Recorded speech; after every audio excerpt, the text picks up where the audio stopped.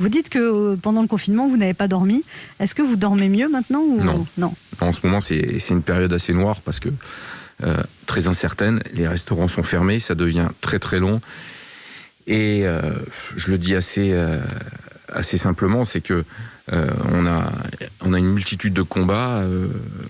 Le mien, c'est avec mon assureur parce qu'il n'est pas au rendez-vous. AXA n'est pas là.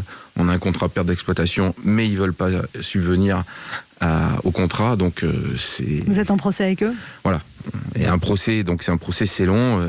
Et on peut se dire que si le premier confinement était passé, mais là, vu que ça s'allonge et vu que les infos ce matin sont encore pas bonnes, qui nous repoussent à une ouverture au mois d'avril, je sais pas comment on va faire, quoi. Et on a nationalisé nos ouvertures, mais on nationalise pas nos pertes. Oui. Donc c'est là où oui, l'État est là, mais pas là jusqu'au bout. C'est pas la colère qu'il faut manifester, c'est de dire, le discours est simple, vous nous fermez pour des raisons sanitaires, on en convient parce que moi je suis pas spécialiste, mais assumer la partie de nos charges. Laissez-nous pas à nous assumer ces charges-là. C'est ça qui marche pas en fait. On nationalise les ouvertures, nationaliser les pertes. Et le quoi qu'il en coûte, il n'est pas au rendez-vous. Mais est-ce que ce serait possible de payer pour tous les restaurateurs ? Mais on vous ferme. Si demain je vous ferme, il faut payer le minimum. Je vous dis pas gagner de l'argent, c'est ce qui nous coûte. Un restaurant, ça coûte cher. Hein. Il y a les loyers, il y a les crédits, il y a les crédits baux, il y a tout ce qui fait... Un restaurant, c'est 28% de charge. Je vous la fais rapide, par mois. Avant que vous allumiez la lumière, je vous parle pas d'EDF, je vous parle pas de tout ça, parce que là, pour l'instant, on paye pas, on est...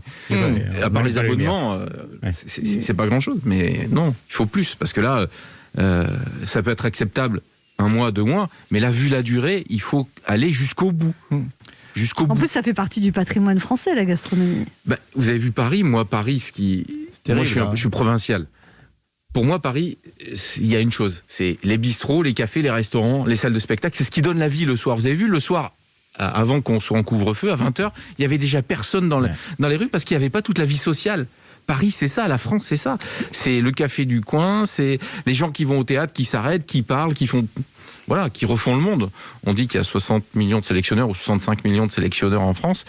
C'est ça, c'est ce brassage social que le gouvernement ne veut plus, ce que je peux comprendre totalement. Mais il faut en assumer les conséquences. Le discours super, les actes mieux.